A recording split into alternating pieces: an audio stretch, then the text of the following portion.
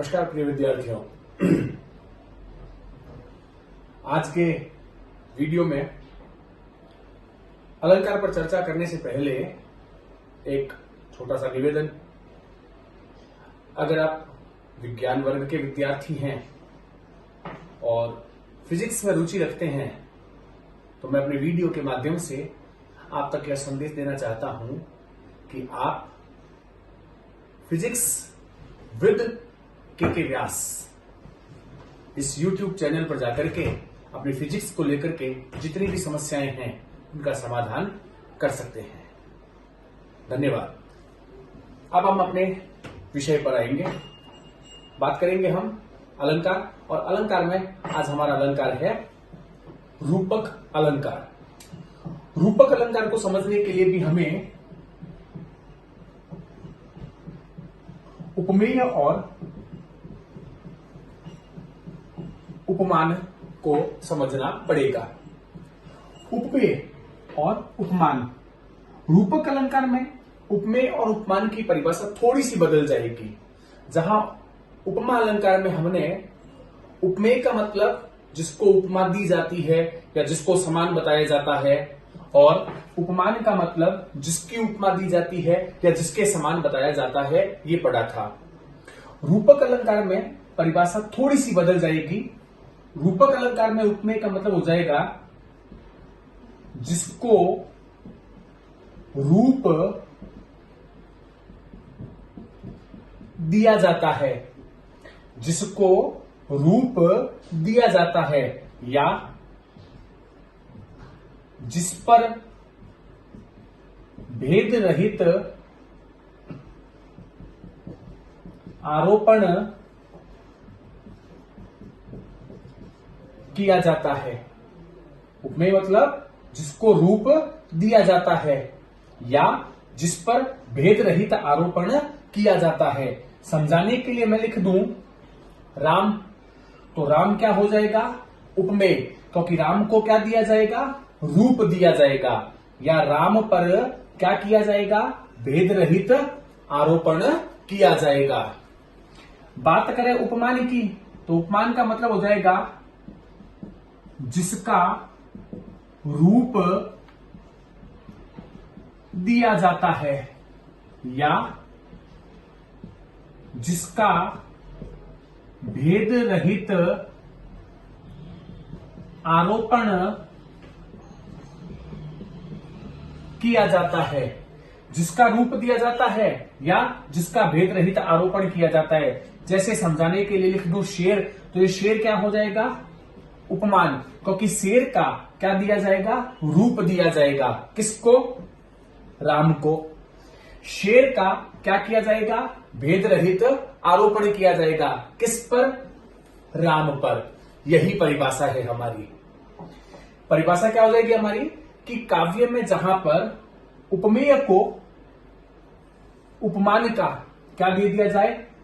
रूप दे दिया जाए, या उपमेय पर उपमान का क्या कर दिया जाए? भेद रहित आरोपण कर दिया जाए। भेद रहित आरोपण का मतलब होता है कि जब उपमेय को उपमान का रूप दिया जाएगा या उपमेय पर उपमान का आरोपण किया जाएगा, तो उपमेय में और उपमान में कोई अंतर नहीं रहेगा। भेद रहित आरोपण की स्थिति में उपमेय उपमान ही बन जाएगा। जैसे अगर राम को शेर का रूप दे दिया जाए या राम पर शेर का भेद रहित आरोपण कर दिया जाए, तो उस स्थिति में राम क्या बन जाएगा? शेर बन जाएगा। फिर राम में और शेर में कोई अंतर नहीं रहेगा। जैसे फिर वाक्य क्या बन जाएगा? राम शेर है। राम अब शेर ही बन गया। राम में और शेर में कोई अंतर नहीं है। उपमा अलंकार में तो राम शेर के समान होता है, जबकि रूपक अलंकार में राम शेर ही बन जाता है। राम को शेर का रूप दे दिया, राम पर शेर का भेद रहित आरोपण हो गया। तो यहां कौन सा अलंकार हो जाएगा? रूपक अलंकार। परिभाषा एक बार फिर से बोल देता हूं मैं, ध्यान से सुनिएगा। नोट करना चाहें तो नोट भी कर लीजिएगा। दोबारा सुनेंगे ध्यान से। काव्य में जहां पर उपमेय में उपमान का भेद रहित आरोपण कर दिया जाए या उपमेय को उपमान का रूप दे दिया जाए तो वहां पर रूपक अलंकार होता है। जब उपमेय को उपमान का रूप दिया जाएगा, उपमेय पर उपमान का भेद रहित आरोपण किया जाएगा, तो उस स्थिति में उपमेय में और उपमान में कोई अंतर नहीं रहेगा। उपमेय उपमान बन जाएगा। जैसे राम शेर बन जाएगा, राम में और शेर में कोई अंतर नहीं रहेगा। उदाहरण देखेंगे।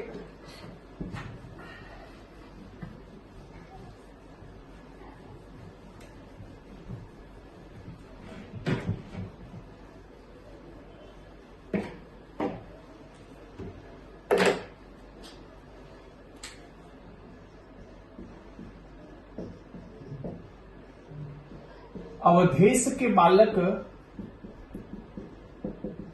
चारी सदा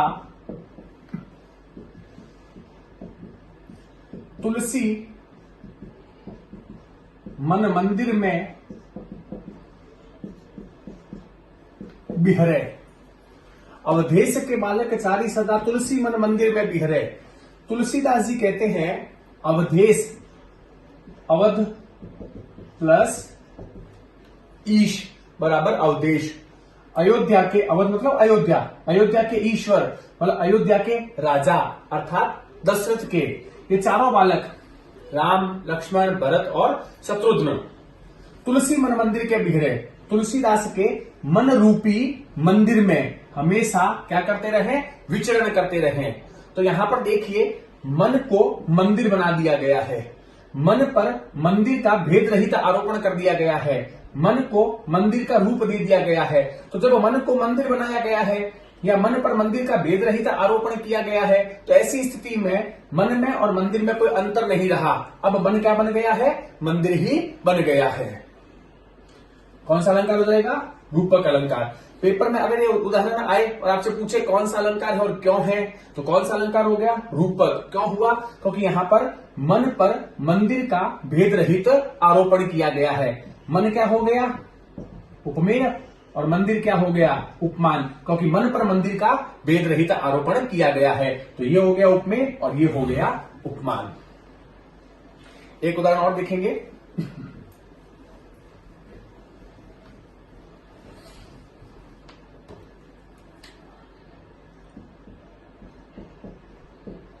राम कथा सुंदर करतारी संशय विहग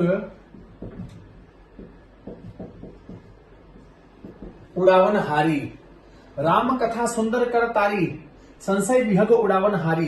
एक एक शब्द देख लेते हैं। राम कथा भगवान श्री राम की कथा, सुंदर करतारी, कर का मतलब हाथ और तारी का मतलब ताली, संशय भ्रम, विहग पक्षी कह सकते हैं, चिड़िया कह सकते हैं, उड़ावनहारी उड़ाने वाली। अगर यहां पर कोई पक्षी आ जाए, कोई चिड़िया आ जाए और अगर मुझे उसे उड़ाना हो तो मैं क्या करूंगा? ताली बजाऊंगा। तो ताली बजाऊंगा तो चिड़िया क्या हो जाएगी? उड़ जाएगी। उसी प्रकार तुलसीदास जी क्या कहते हैं कि भगवान श्री राम की जो कथा है वो एक ऐसी सुंदर हाथ की ताली है जिससे संशय रूपी चिड़िया, भ्रम रूपी पक्षी उड़ावनहारी उड़ जाता है। भगवान श्री राम की कथा एक ऐसी सुंदर हाथ की ताली है जिससे संशय रूपी चिड़िया उड़ जाती है। तो भगवान श्री राम की कथा में किसका आरोपण कर दिया गया? हाथ की ताली का। और संशय में किसका आरोपण कर दिया गया? पक्षी का। तो कौन सा अलंकार हो गया? रूपक अलंकार। अब राम की कथा में और हाथ की ताली में कोई अंतर नहीं है, भ्रम में और चिड़िया में कोई अंतर नहीं है। तो पेपर में अगर ये उदाहरण आए और आपसे पूछे कि कौन सा अलंकार है वो क्यों है, तो क्यों हुआ? सॉरी, कौन सा हुआ? रूपक अलंकार। क्यों हुआ? तो कारण बता दीजिए कि यहां पर राम की कथा उपमेय में हाथ की ताली उपमान का और भ्रम उपमेय में चिड़िया या पक्षी उपमान का भेद रहित आरोपण किया गया है, इसलिए इसमें रूपक अलंकार है। एक दो एग्जाम्पल और देखते हैं।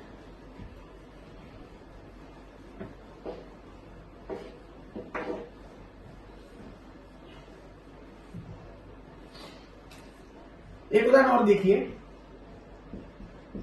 दिवसावसान का समय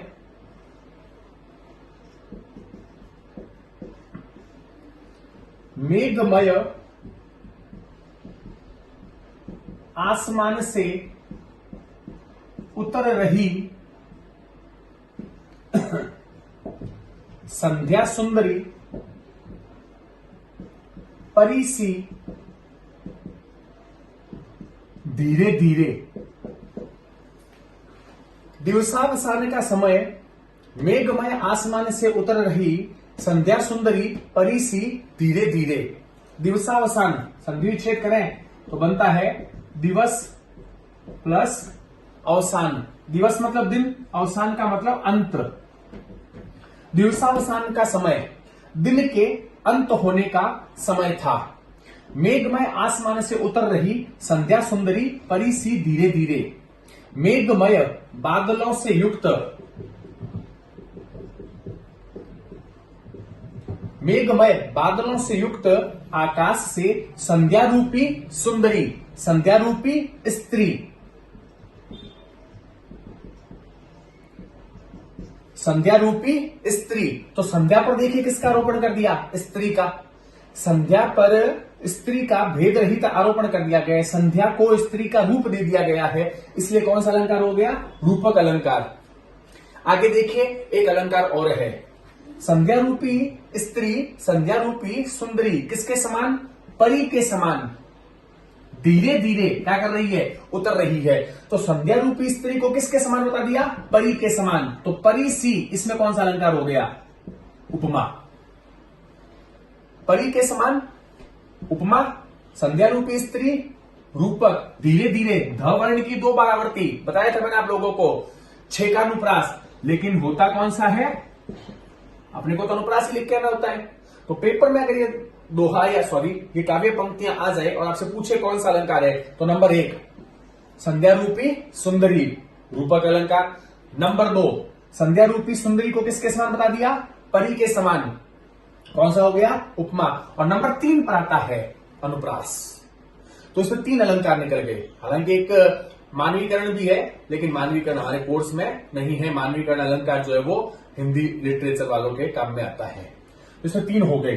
दोबारा बोलूंगा, संध्या रूपी स्त्री, संध्या पर स्त्री का भेद रहित आरोपण हो गया।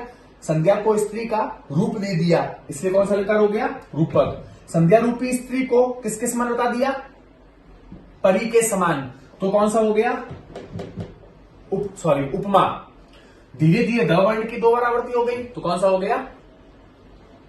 अनुप्रास, 6 का अनुप्रास।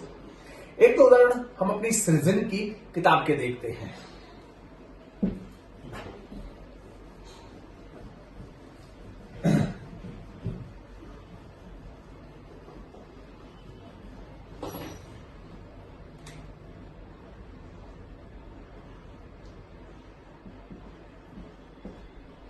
मारिए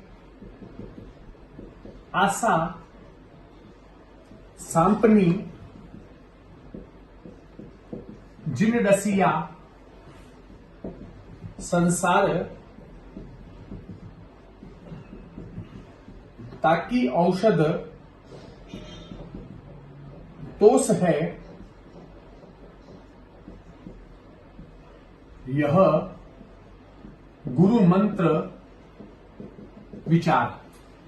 मारिए आशा सांपनी जिन रसिया संसार ताकि औषध तोष है यह गुरु मंत्र विचार।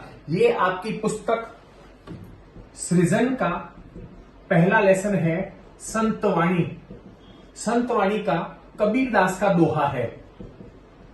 ध्यान से सुनिएगा, सृजन पद्य भाग संतवाणी कबीरदास का दोहा है। ध्यान से देखिएगा, इस दोहे को आप समझ भी लीजिएगा, क्योंकि लेसन पढ़ाऊंगा तब मैं दोहे की व्याख्या करवाऊंगा ही। पहले से आप समझ के रख लें इसको कि मारिए आशा सांपनी जिन रसिया संसार ताकि औषध तोष है यह गुरु मंत्र विचार। प्रस्तुत दोहे में संत कवि कबीरदास जी ने बुरी आशा रूपी सर्पिणी को मारने की शिक्षा दी है। बुरी आशा रूपी सर्पिणी को मारने की शिक्षा देते हुए संत कवि कबीरदास जी कहते हैं, क्या कहते हैं? कि मारिए आशा सांपनी। संत कवि कबीरदास जी कहते हैं कि व्यक्ति को अपनी आशा, आशा दो प्रकार की होती है, एक अच्छी आशा एक बुरी आशा। अब अच्छी आशा को तो कभी सांपनी के समान बता ही सकते नहीं है, बुरी आशा को हम क्या करते हैं, सर्पिणी के समान बताते हैं। तो आशा यहां पर बुरी आशा से है, दुराशा से। तो संत कवि कबीरदास जी कहते हैं कि व्यक्ति को अपनी बुरी आशा रूपी सर्पिणी को क्या कर देना चाहिए, मार देना चाहिए। क्यों? क्योंकि इस बुरी आशा रूपी सर्पिणी ने सारे संसार को डस रखा है, अपने दुष्प्रभाव में ले रखा है। संत कवि कबीरदास जी कहते हैं कि जिस प्रकार सर्पिणी के डसने से व्यक्ति के शरीर में जहर फैल जाता है और वह जहर व्यक्ति की मृत्यु का कारण बनता है, उसी प्रकार बुरी आशा रूपी सर्पिणी के डसने से, मतलब उसके दुष्प्रभाव से व्यक्ति की अंतरात्मा में विषय वासना रूपी जहर फैल जाता है और वह विषय वासना रूपी जहर व्यक्ति की सद्वृत्तियों का क्या कर देता है, नाश कर देता है। इसीलिए कबीरदास जी ने बुरी आशा रूपी सर्पिणी को मारने की क्या दी है, शिक्षा दी है। आगे कबीरदास जी कहते हैं ताकि, ताकि का मतलब उसकी किसकी, बुरी आशा रूपी सर्पिणी की। औषध, औषध का मतलब औषधि, दवाई। तोष, तोष का मतलब क्या होता है, संतोष। संत कवि कबीरदास जी कहते हैं कि उस बुरी आशा रूपी सर्पिणी की जो औषधि है वो कौन सी है, संतोष रूपी औषधि।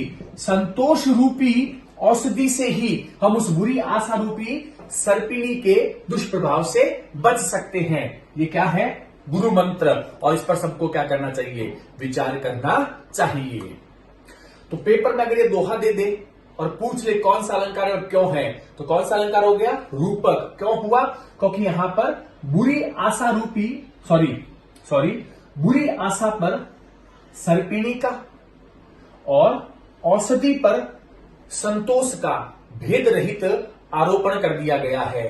भेद रहित आरोपण करने से बुरी आशा में और सर्पिणी में कोई अंतर नहीं रहा, बुरी आशा अब सर्पिणी बन गई, और औषधि और संतोष में कोई अंतर नहीं रहा, औषधि क्या बन गया, संतोष।